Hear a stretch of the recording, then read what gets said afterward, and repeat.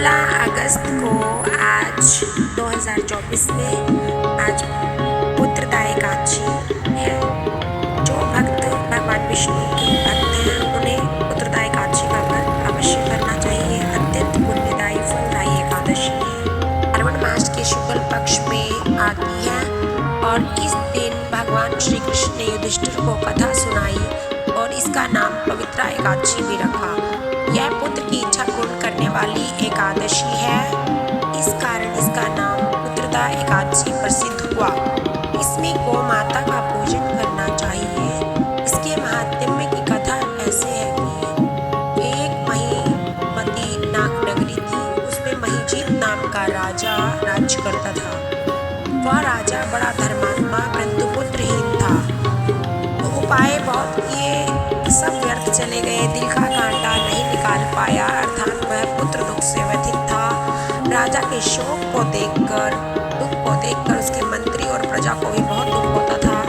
एक दिन वह लोमश ऋषि की शरण में गए और दंडवत प्रणाम कर मंत्री बोले, हे ऋषिवर, हमारे राजा की संतान नहीं है, शोक भवन में पड़े रहते हैं। कृपा कर कोई उपाय बताएं जिससे महाराज के कुलदीपक का प्रकाश हो जाए। राजभवन उनके कुलदीपक की बदौलत चमक उठे। हम ऐसा आपसे उपाय मांगने आए हैं।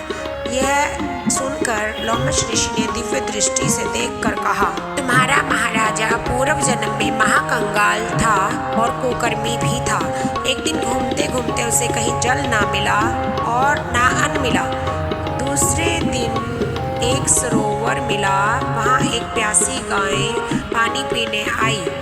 तुम्हारे महाराजा ने उस समय उसे लाठी मारकर भगा दिया। उस महापाप से तुम्हारा महाराज निसंतान हुआ।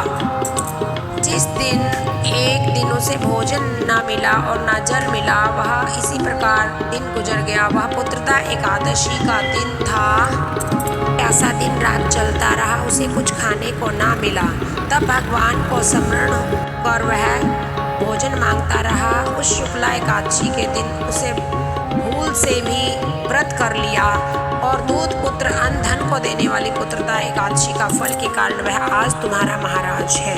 और गैया को मारने के कारण, उसे जल से हटाने के कारण वह पुत्रहीन है, अर्थात निसंतान है। अगर शुक्ल पक्ष में श्रावण शुक्ल पुत्रदा एकादशी का विधिवत व्रत करो और उस व्रत का फल अपने राजा को अर्पण कर दो तो तुम्हारे राजा का दुख दूर हो सकता है।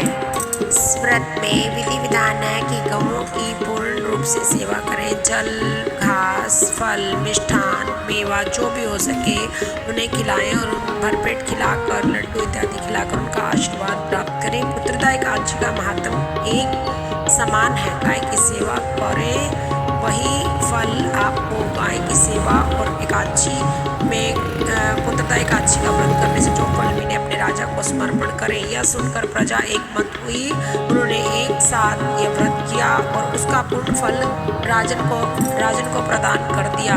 मुनि की शिक्षा से मंत्रियों ने प्रजा सहित व्रत का रात्रि को कीर्तन किया, व्रत किया और गौओं का भोजन कर पुत्र प्राप्त राजा ने किया।